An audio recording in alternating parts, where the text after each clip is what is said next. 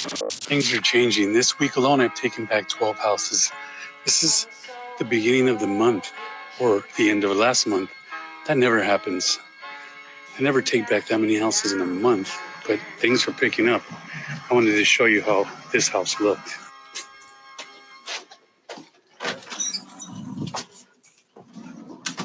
Housing crash 2025, it's coming. Foreclosures and mortgage delinquencies are skyrocketing across the nation. But what if I told you that the situation is much more dire than what mainstream data providers are reporting? What if I told you that HUD, Housing and Urban Development, has been hiding foreclosure and eviction data since October of 2024? Well, these are the realities that I'm going to prove to you today as we review and look into the most recent mainstream data on foreclosures. We're also going to dig into the skyrocketing increase in tax lien foreclosures and HOA foreclosures. Then I'm going to show you guys and prove to you that HUD has been hiding the data for almost 1 year. And on top of that, the Census Bureau is burying their new pulse surveys. But the good thing is, guys, I did find one pulse survey. The bad news is it does say that unemployment is 19% and foreclosures are double than what mainstream media is telling us. And having said that, happy Thursday. Welcome back to Real Estate Mindset. You guys already know this video is going to be absolutely bonkers. I'm going to immediately go into Black Knight's data. This is from June 30th of 2025. Let me scroll to the top so you guys can see. So we're going to look at 30 days, 60 days, 90 days, and foreclosure and total non-current. So when we go down here right now, 1,047,000 households, according to them, okay, I'm going to show you different data, but according to them, are 30 days past due on their mortgage. We have an additional 321,000 households that cannot catch up as they're 60 days behind. We have 466,000 households, as you guys can see right here, that are 90 days delinquent on their mortgage, with 208 foreclosures started. Total amount of delinquencies they're saying. And I want you guys to remember this number because, again, I'm going to show you different data that shows that we're double this amount. But they're saying right now 2,042,000 households are currently delinquent on their mortgage. When we look back about 20 years, so we're going to look at the global financial crisis, we're going to look at the lead up to the global financial crisis or recession. This first black vertical line right here represents roughly when the recession started. You guys can see this chart goes back to 2004 and it goes to June of 2025. But what I want to point out first of all is between these black lines right here represents a 7-year foreclosure and delinquency crisis. So once things really break, remember, it's really, really hard. It could take even a decade to fix the problem. Plus, you guys, we've already fixed the problem. So any new problem is probably going to require a new solution. But what I want to show you right now, again, they're saying that the rate is only 3.35%. You see that right here all the way to the right. Now, leading up into the global financial crisis, the foreclosure rate, as you guys can see right here, was slightly over 4%. It wasn't until the recession started that the delinquency rate went double digits up to 10%. And that happened, you guys, around 2010. So it happened 2 years after the recession started. So again, remember this, when we look at the last global financial crisis and we look at the delinquency rate, the delinquency surge doesn't really get out of control until after the recession has started and has been reported. Remember, you guys, they go back to change the data and manipulate history. Another important statistic to look at is negative equity rate, okay, because this is mortgages underwater. And one big difference between right now compared to, say, 2009, again, after the recession has started, is the amount of homeowners that they're telling us anyways, that are underwater. You guys can see all the way to the right here, the blue bars right here represent the amount of people that are underwater that have a mortgage. And when we go back here, again, this black vertical line represents when the recession started. You guys can see that leading into the recession, same thing.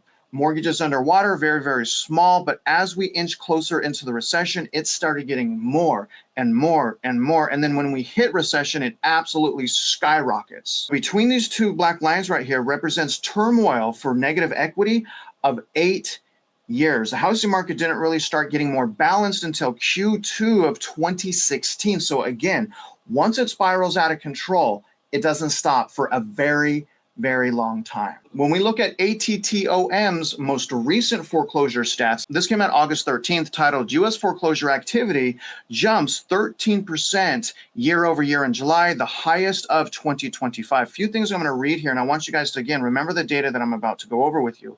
ATTOM, a leading curator of land property data and real estate analytics, today released its July 2025 U.S. foreclosure market report, which shows there is a total of 36,000 U.S. properties with foreclosure filings, default notices, schedule auctions, or bank repossessions. That is up 11% from a month ago and 13% year over year. July's foreclosure activity continues to trend upward year over year, with increases in both starts and completions. While rising home prices are helping many homeowners maintain equity, the steady climb in filings suggests growing pressure in some markets. And they're saying that prices are still going up. Remember, the housing market's bifurcated, and there's many metro areas where home prices aren't going up. They're actually plummeting downward. And those are the markets that are going to have the highest rates of delinquency. Now, I want you guys to remember this. This is also saying there are major metropolitan areas with a population of greater than 1 million that have foreclosures going up. The number one is my own town, Houston. They're saying in Houston, Texas, okay, 1 in every 1,882 housing units have a foreclosure filing. But I'm going to show you guys that they are so far off from that number. It's disrespectful. They should almost be jailed for lying to us, because again, I'm going to show you the actual stats here in a minute.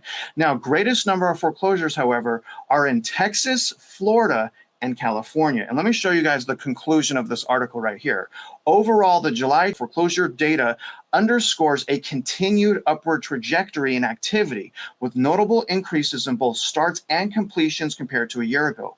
While strong home prices and equity levels may help many homeowners avoid foreclosure, the persistent rise in filings, especially in states and metros already facing higher rates, signals growing market stress that will be important to monitor in the months, and I'm going to add years ahead. Remember what I just said. The areas that have price declines are going to have the highest areas of foreclosure. Now, that report noted Texas, Florida, and California. And when you look at this negative equity map right here, this is from peak to current. So again, peak to current, most of the peak was around June of 2022. So again, look at the leading states of home price decline: California, Texas, and Florida. So foreclosures follow home price decline, which is why it's important to point it out. And look at some of these metro areas. First of all, California is finally being gutted.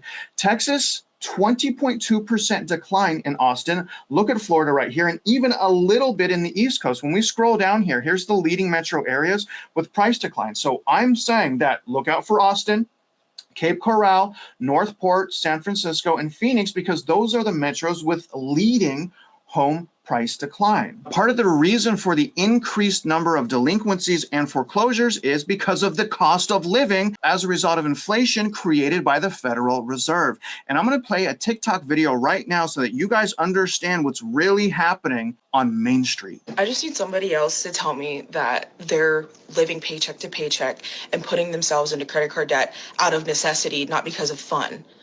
I am 28 years old. I work a decent paying job. I love my job. I make good income.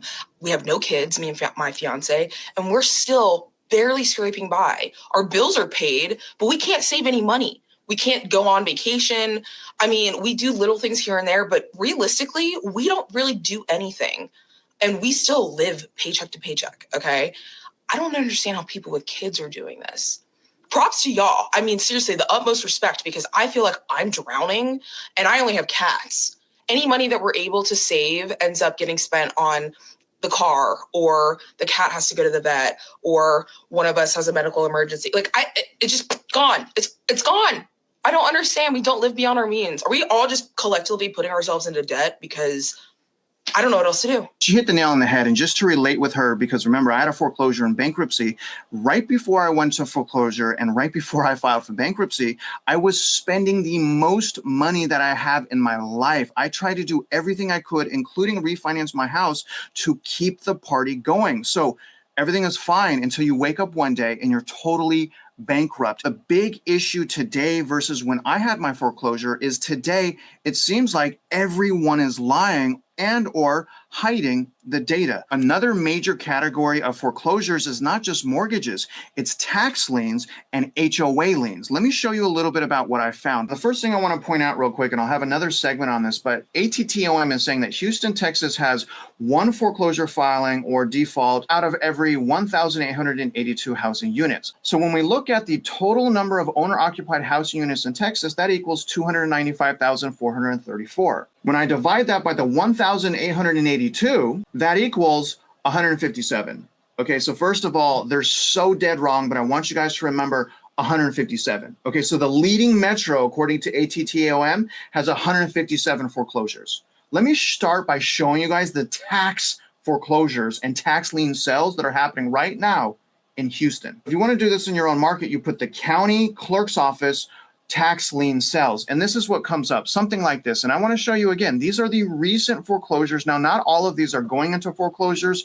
Some of them have canceled, but I'm scrolling to the bottom to show you guys, there are 283 homes right now in Harris County that have had recent foreclosure or are currently being auctioned off to sell. And again, this is only tax liens. You guys are only looking at tax liens. So the difference between what ATTM is reporting versus just these tax lien sales right here is 126. So according to ATTOM, there's 126 more tax lien foreclosures versus mortgage foreclosures, which would mean there's 80% more tax lien foreclosures versus mortgage foreclosures if you believe ATTOM. The problem is they're not using all of the data. We know that because when we look at full foreclosure statistics, only for Houston, you guys can see that we have never had a month where we've had less than 200 foreclosure filings, let alone the entire year. For the first month in January, there was 872.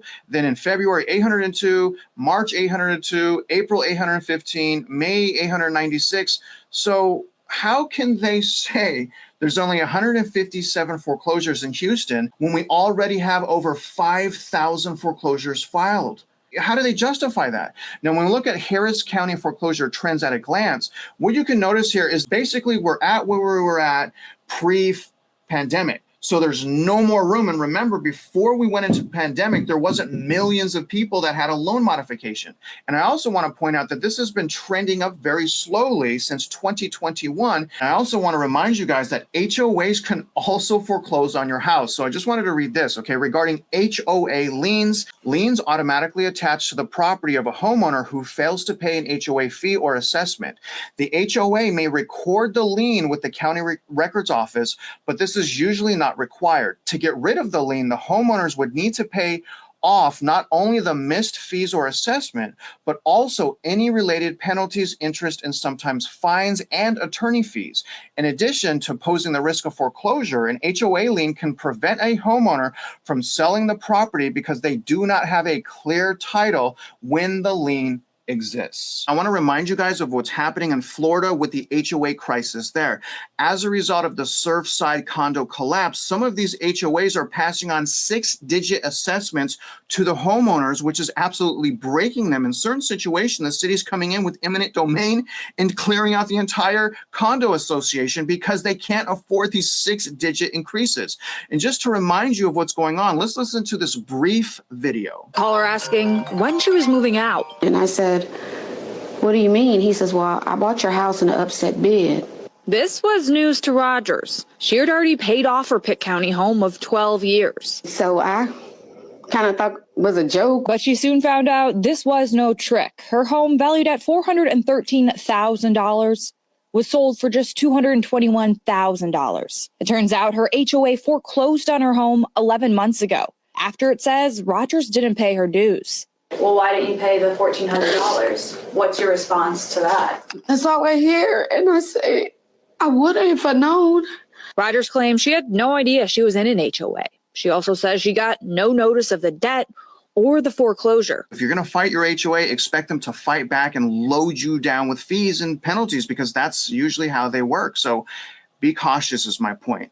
Obviously, tax liens are going up. But when we look at the total foreclosure info that we just went over from Harris County, Houston, and we compare that to 2013, we're about halfway to where we were at some of the worst months of the global financial crisis. So again, recession hasn't even started. So you can say we're about halfway there if we didn't have any loan modifications. So remember that we have millions of loan modifications right now that are not included in the data that I just went over with you. So it's not a fair comparison. We can never compare what's going on right now to the global financial crisis because we have loan modification. And it's especially hard to compare when we find out that HUD has been hiding the data since October of 2024. Let me show you. All right, this is HUD Housing Market Indicator monthly update. You guys see clearly this says July of 2025, okay? So remember, July of 2025. When I scroll down here, I'm gonna zoom in, okay? When I scroll down here to the rental households and homeowner households, ability to pay mortgage, I want you to remember, okay, for rental households, the delinquency rate is 12.8%, which is way higher than what we just went over. And the delinquency rate for mortgages is 5.9%. Again, 5.9%, 12.8%. This is July of 2025, right? Wrong. This has been the same data since October of 2024. Okay, so this is now the report from October, you guys can see here, of 2024. Now, when I scroll down here to the same section I just showed you, look, the data is identical. Behind on mortgage, 5.9%, and behind on rent, 12.8%. And I went over each of the reports between October and July. It's all the same. So I wonder how much worse things really are right now, being that one of the only data providers that painted a more accurate picture was HUD. But they stopped reporting the data. Another data set that I like to use was called a pulse survey, but unfortunately they stopped making pulse surveys. But what I found out is they started creating a new survey called the Household Trends and Outlook Pulse Survey, or HTOPS. This is from the Census Bureau right here, okay? Now, unfortunately, and I looked for hours, I can't find any of the reports, literally none. But I did find this report from the Urban Investment Strategies Center, okay? This came out July of 2025, but this is looking at data from February. So they somehow got that report from February, and this is what it says. The true unemployment rate, it's not 4.1%. The true unemployment rate, if we just look at people not working, and we're not even counting retired.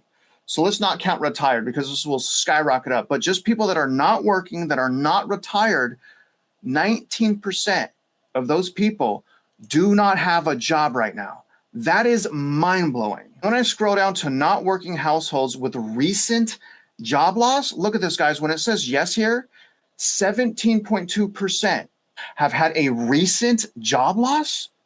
Are you kidding me? I just want to remind you, this is from February. This isn't even recent data. This is 6 months old practically. Now look at this, guys. When we look at indicators for residential instability and we look at behind on rent, they're saying it's 16.2%. Behind on mortgage, 6.3%. When you ask yourself, how could Black Knight have such a lower number? You have to understand that they're not looking at all of the data.